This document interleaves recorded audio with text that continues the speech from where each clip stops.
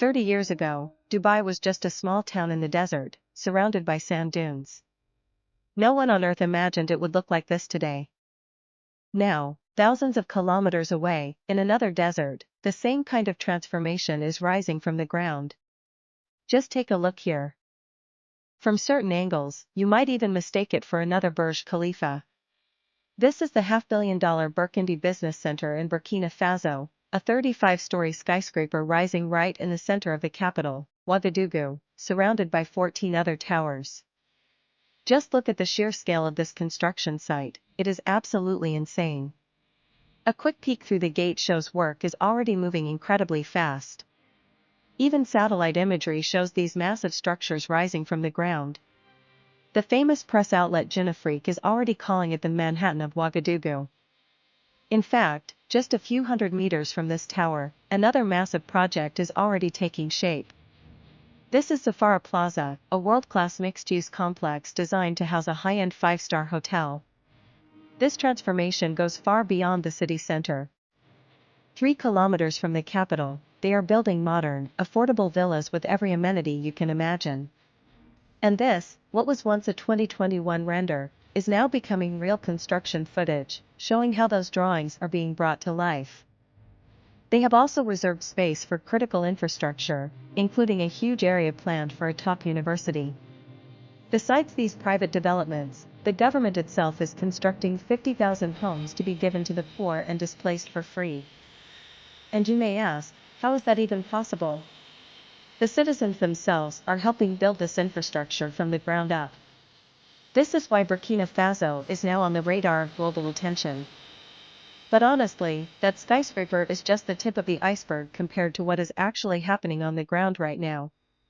While the United States still labels Burkina Faso as one of the most insecure countries in the world and issues high-level travel warnings, the country is being portrayed in very different ways depending on the narrative.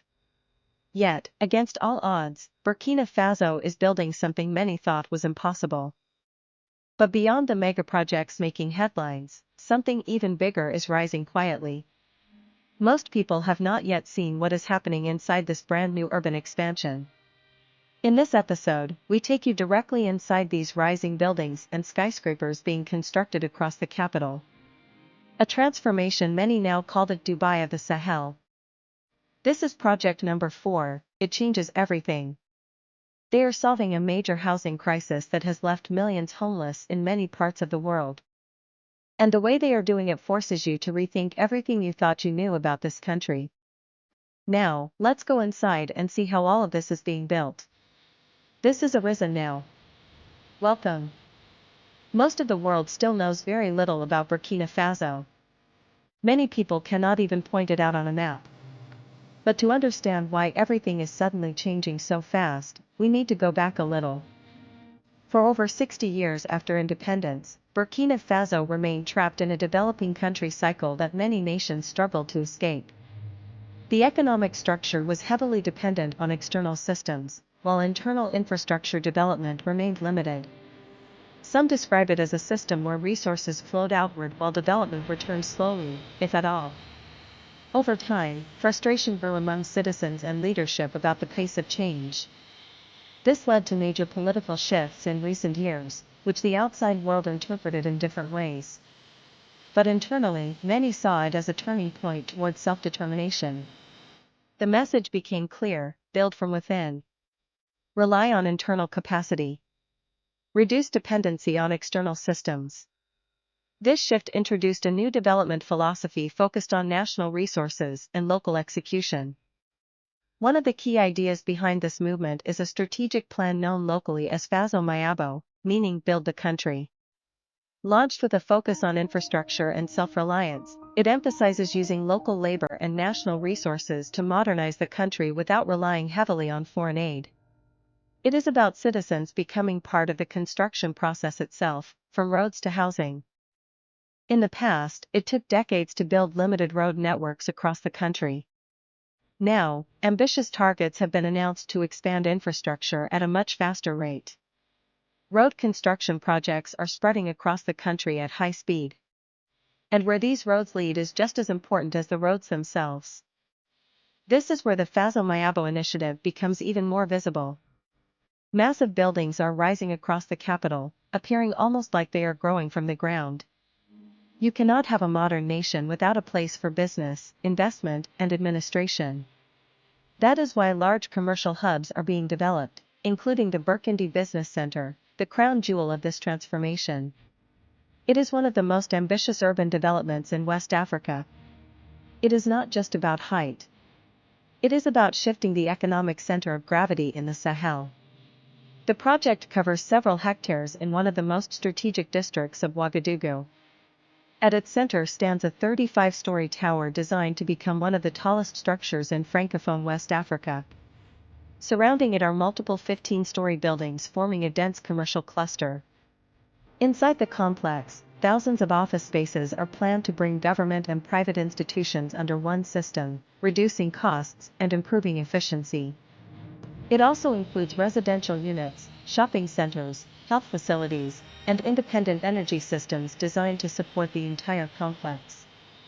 The total investment is massive, reaching hundreds of billions in local currency. Yet this is happening in a country many outsiders still describe as struggling. The purpose of this development is also economic behavior change. To reduce capital flight, to encourage local spending, and to create a modern business environment that keeps value inside the country. The timeline is aggressive, with construction expected to be completed in phases over several years. Even now, visible progress shows that structures are already rising faster than expected. The first phase may be completed much sooner than initially projected. But beyond the construction itself, the real impact lies in jobs. Hundreds of direct jobs and thousands of indirect jobs are being created through these projects. Local companies are heavily involved, meaning much of the economic benefit stays within the country. And when construction reaches this scale, the skyline is only the visible part. The deeper transformation is economic. At the same time, government-led projects are also emerging, including mixed-use complexes designed to replace outdated administrative buildings and reduce long-term rental costs. These developments represent a shift from scattered infrastructure to centralized urban planning. Meanwhile, outside the city center, satellite developments are taking shape. One of them is Esquire City, the City of Hope. This is not just a concept on paper. It is a real housing project designed for teachers, soldiers, nurses, and diaspora communities. Thousands of housing units are already under construction. Entire neighborhoods are being designed with roads, drainage, electricity, schools, and healthcare facilities built from the beginning. This is structured urban planning rather than informal expansion. Housing prices vary, making it accessible to both middle-income and lower-income families. The goal is to create livable communities rather than just buildings. Across the country, similar housing programs aim to deliver tens of thousands of units within a few years. Unlike older programs that benefited only select groups, these new developments target wider populations including displaced families and low-income households. At the same time, digital innovation zones are emerging inside the capital. Tech hubs are forming where young developers and startups are building financial technology, software systems, and digital platforms. These spaces are becoming the foundation for future economic independence in the digital sector. In another part of the country, sports infrastructure is also expanding, including large stadium projects designed with modern construction techniques to accelerate delivery.